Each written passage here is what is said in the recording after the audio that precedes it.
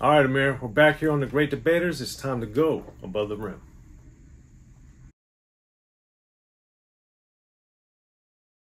All right, Amir, so we're back here on The Great Debaters. As always, please hit that subscribe button if you haven't already, and that really helps us on many, many levels. So please, please, please subscribe and watch our videos as much as you can. Now, Amir, we're on Above the Rim soundtrack, 1994, Tupac's the star of this vehicle. A lot of great actors, a lot going on in this film, but we're here today to talk about the soundtrack, because that's what we do, talk about the music. So, Amir, how and why did you get into the Above the Rim soundtrack? Death Row, man.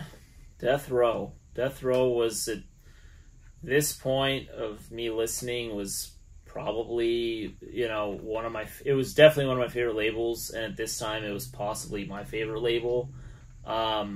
I hadn't listened to too much stuff, but Death Row still is among in my opinion, one of the best labels. But yeah, so them and the thing that's annoying is this album or soundtrack is one of those confusing albums or soundtracks that we talk about that depending on which version you have, you may have a different track list. And in this case, the cassette tape is supreme because it has some of the best songs on the album on it. So, you gotta get the cassette tape, and maybe some of you didn't realize that the cassette had more tracks on it. Well, it does. So take a look at those tracks and take a listen if you haven't. So that was one important thing, because I remember, especially thankfully for me, I had the internet when I was listening to stuff. People like Soren and some of our viewers probably didn't have that luxury, or they saw it in stores, like, oh shit, we got Dogg on here, we got Tupac on here, we got Nate Dogg on here, whatever, let's just buy it. And they don't realize that the CD that they bought has less songs.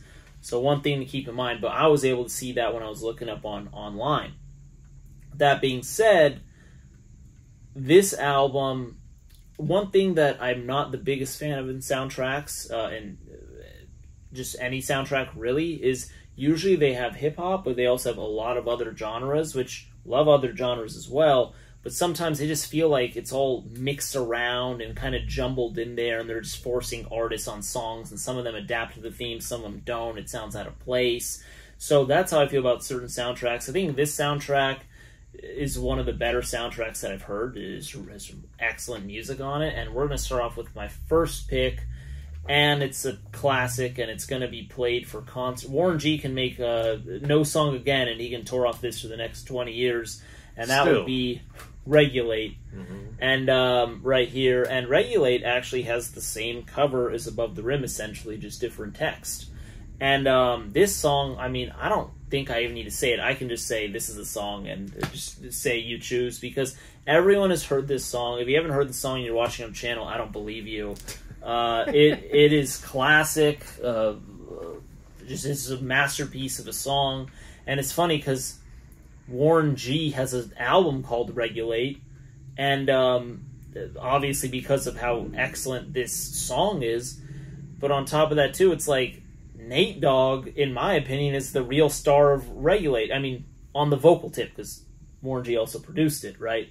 And the production is fantastic. But Nate Dogg, man, I mean, even on this, like, you hear him on Big Pimpin' and stuff, I mean, he is so damn good. And it's really a shame that I think when it comes to hooks and actual, singing hooks in particular, there's no one better than him, and I honestly don't think it's even close for rap, at least. Right. And it's just shocking how you have such, like, someone who is clearly above the rest. It's just, like, shocking to me, and he shows that on this song. And he doesn't just do the hook on he raps on this too, or I don't really want to say rap, so you get my drift in. Right.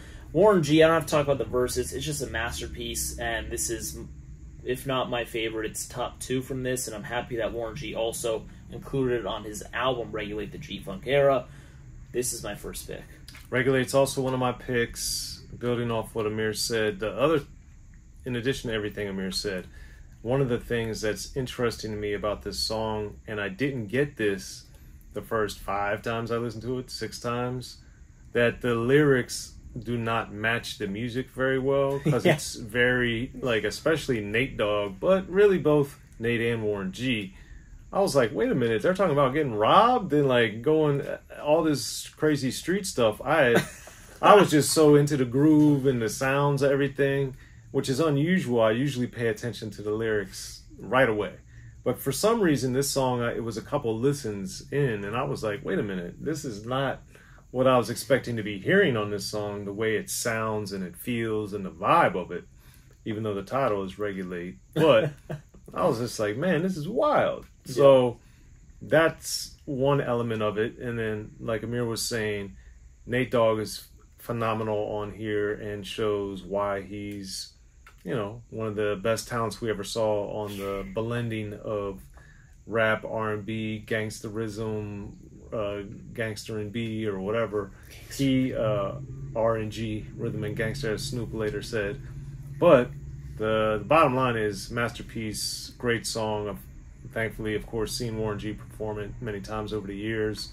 So, a great one, man. That's my first pick. What's your second pick off Above the Rim soundtrack? Yeah, no, it's funny. They got guns to my head. I think I'm going down. It's like, yeah, it's like, what the hell? Like, this song is so chill from an instrumental perspective, and you have all that going on, and great song. My second pick is going to be one of the tracks that is exclusive to the cassette, and that is Pain. So this is a song that many people I've seen online say is Tupac's best song. I don't think that. I don't think as highly of it. I think highly of it. I don't think it is his best, but I think it's great. And this is also awesome because we're getting a taste of Tupac on Death Row. Obviously, we saw him on All Eyes on Me and Machiavelli and features and blah, blah, blah. So to hear him this early on in 1994 was a treat, in my opinion. Before he was on Death Row. Before he was on Death Row, right. So, and even before Me Against the World. So that was cool. And we got Stretch, who did an excellent job producing the song. I mean, the production on this is fantastic. And Stretch also has a verse on here. But Tupac really is the name that people think of when it comes to the song. One thing that's interesting, I didn't know this because I don't watch Star Trek, but I looked it up, and it looks like Star Trek was the initial, like, the first vocal sample you hear in the song. So I thought that was pretty cool. I wonder who chose that. Was that Stretch? Was that someone who had heard, was that Tupac saying, like, yo, I got this idea? Like, who was that? I don't know. Right. But I thought it worked very well. And then the beat is very, the beat, although excellent, it is sad. And then the chorus as well.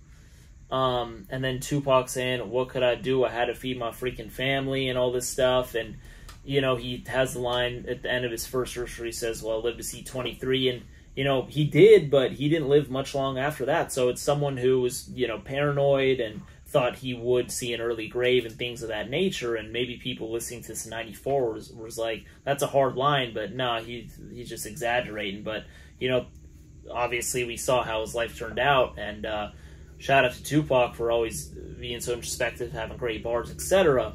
But I think this song was able to capture some of Tupac's emotions and how he felt, especially over this type of beat. So I think the beat plus the verses plus the chorus plus the sample was all really good. And I think it was very well executed, and it's a shame that it's only on the cassette.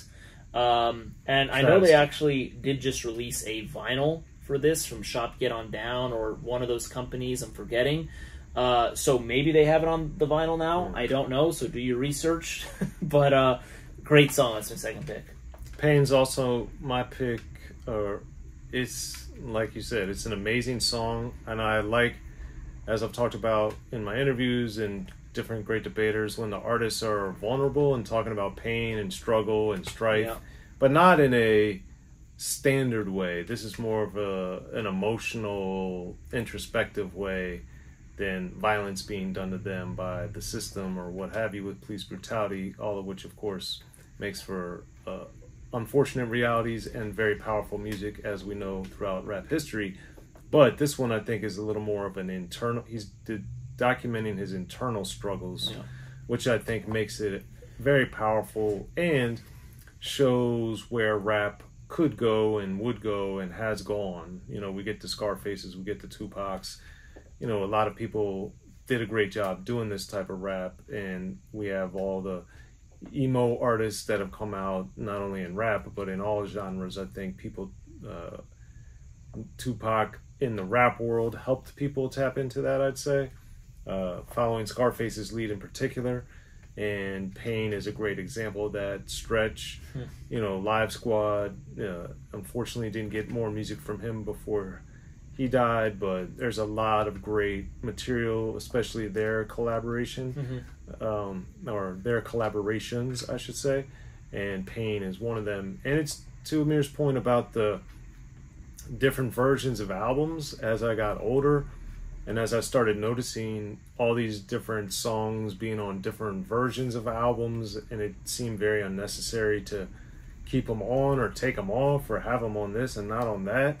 Like, I didn't know in real time that this was happening, because I was like, oh, I'm going to buy the CD if CDs were popping, because that's what I'm going to get, because that's what the main format was, and they were moving away from cassettes. So then why have a song like Pain, which is to me, by far, one of the best songs, not on the album?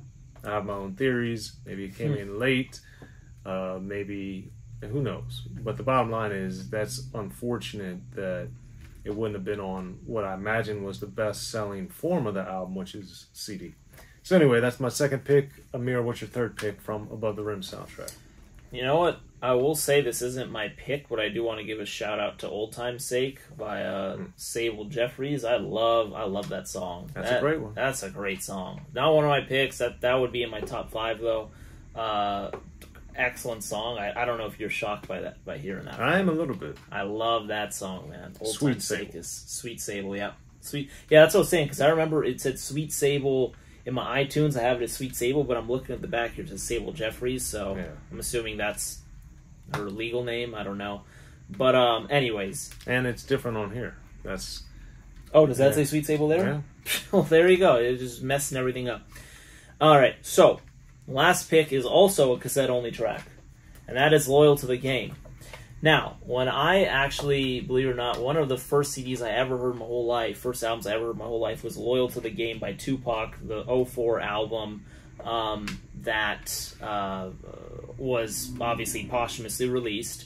And Loyal to the Game, the name of the album, has 2 songs on the album called Loyal to the Game, right? One is their version with G Unit and stuff, and then there's a remix that DJ Quick produced. And at that time, I didn't know there was a Loyal to the Game even before that. I had no idea. So it wasn't until a couple years later, whatever, that I heard this version, which is the original version, and it also has Tretch on here and Riddler, who I had never heard of and I don't think I've heard since, but Tretch is on here. I'm like, okay, so it makes sense, seeing in history, Tretch defends Tupac in a lot of forums. You see him and you see this song, obviously you'd seen him on the Juice soundtrack as well with Uptown Anthem, right? I think that was on the album or soundtrack. So I love to see them go back and then see them in 94 together. So this song is awesome, and I love the beat for one, and I love the sample in the chorus. The yay, yay. Like, that is fire.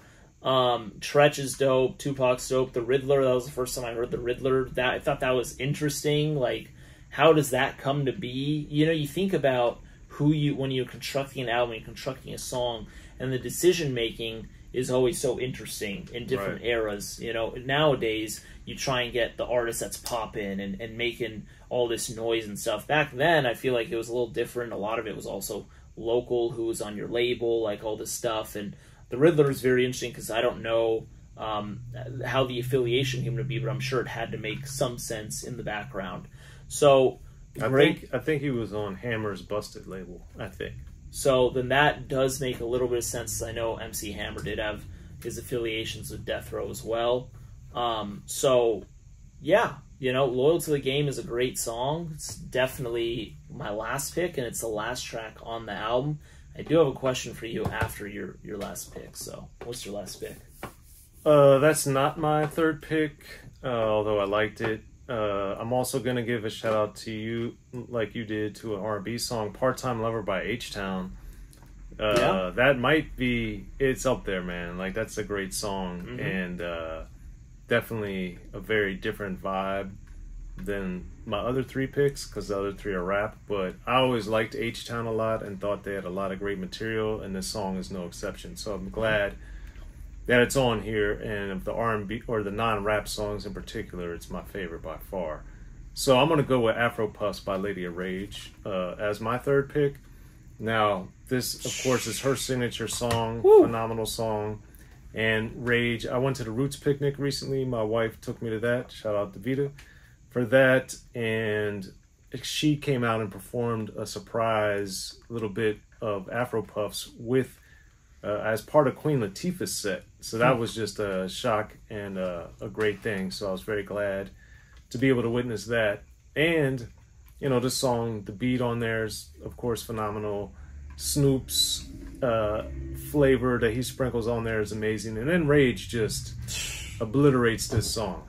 It's just every single way, the high you get, all the stuff that Rage does brings it out and shows her infinite potential and promise. So I just love hearing this song anytime I can. I've got to see Rage perform it now several times over the years, different places. Every time she does a great job, so I was very glad that. And then I think it just shows that she's a immensely talented artist, and when in this format too, like in the heat of everything, and when Death Row was really rolling, that she was doing, you know, powerful work. So I just wanted to shout her out, and also think that this song is great. So that's my 3rd pick. What else were you going to add, Amir? Yeah, well, I was going to also say that Pour Out of the Liquor, I didn't want to count it just because of the Thug Life album, but it's a fantastic song. But what I was going to say is one thing I just noticed, I don't know if it says on the CD, one thing I noticed while looking at the back of this, it says supervising producer, Dr. Dre, executive producer, Suge Knight. So I don't know, nothing is coming to mind when I've seen 2 different like producers in that regard, like supervising and exec. I've seen producers, produced by, right, arranged by, like, but I've never seen supervising producer and then exec. I thought that was interesting. I don't know if you have any theories on that, but that was interesting to see. I think that was more of I don't know, and I can only speculate in that it was more of a film type of thing, or Dre wanted to make sure certain songs were on, or that type of thing. So I don't know. Yeah, or maybe he just wanted Dre's name on it somewhere, someplace. That's possible. Who knows? But Dre's name sells, man. He's the best. So he is the best. He's the best. But yeah, man, great soundtrack. Yeah. So you guys got Amir's 3 picks, my 3 picks. As always, hit us up in the comment section. Let us know what you think of our picks, and if you had a different song or 2 or 3 from the Above the Rim soundtrack that are your top 3 picks from this great project. I'm Soren Baker. Amir, Rahimi. The Great Debaters, y'all. Thanks, Death Row Records, and all the artists that contributed for this project.